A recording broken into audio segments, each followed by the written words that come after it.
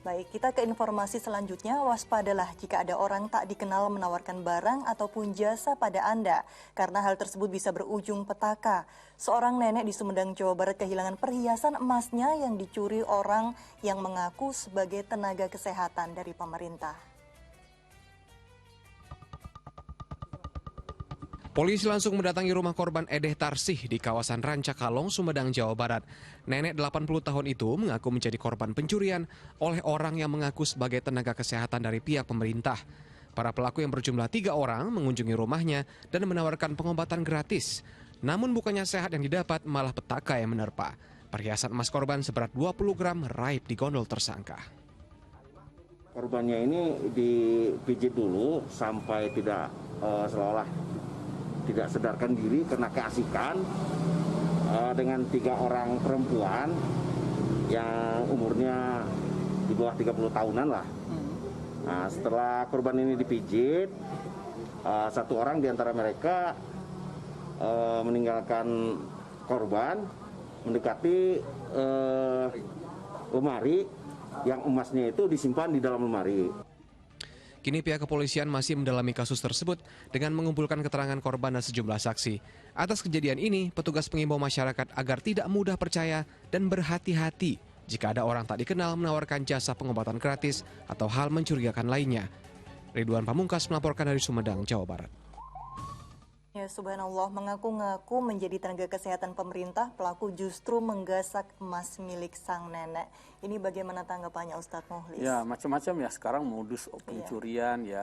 Dan tentu saja apapun modusnya, apapun bentuknya, yang namanya pencurian itu tetap adalah sesuatu yang diharamkan oleh agama ya.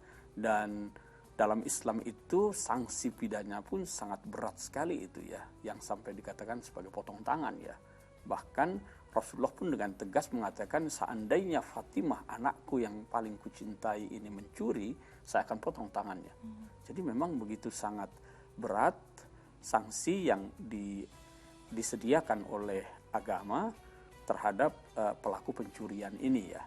Dan kalau kita lihat modusnya tadi itu ya, berpura-pura sebagai tenaga kesehatan, ya mungkin karena nenek itu tinggal sendirian ya.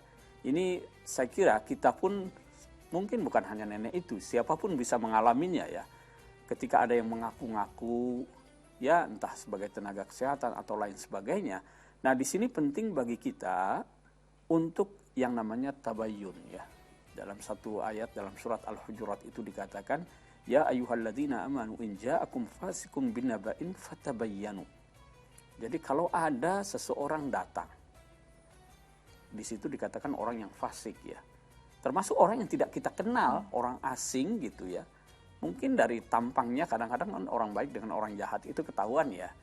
Itu kita harus tabayun. Tabayun itu klarifikasi dulu. Artinya kalau dia mengaku tenaga kesehatan, cek dulu benar nggak? Mana identitas dirinya gitu ya. Dan betulkah dia sebagai tenaga kesehatan yang memang dikirim untuk ya ke rumah-rumah masyarakat begitu kan bisa dihubungi RT setempat misalnya RW gitu, apakah benar ada kegiatan yang terkait dengan kesehatan di lingkungan ya. Jadi itu saya kira penting ya untuk memverifikasi terlebih dahulu kebenaran orang yang mengaku-ngaku itu. Ya, betul sekali. Jadi modus kejahatan ini memang bermacam-macam. Kita harus lebih waspada begitu ya Ustadz terhadap siapapun, termasuk orang yang tidak dikenal yang bertamu ke rumah kita, seperti para petugas kesehatan yang mengaku dari pihak pemerintah tadi ternyata adalah seorang pencuri begitu ya Ustadz. Semoga ini menjadi kewaspadaan bagi kita semua.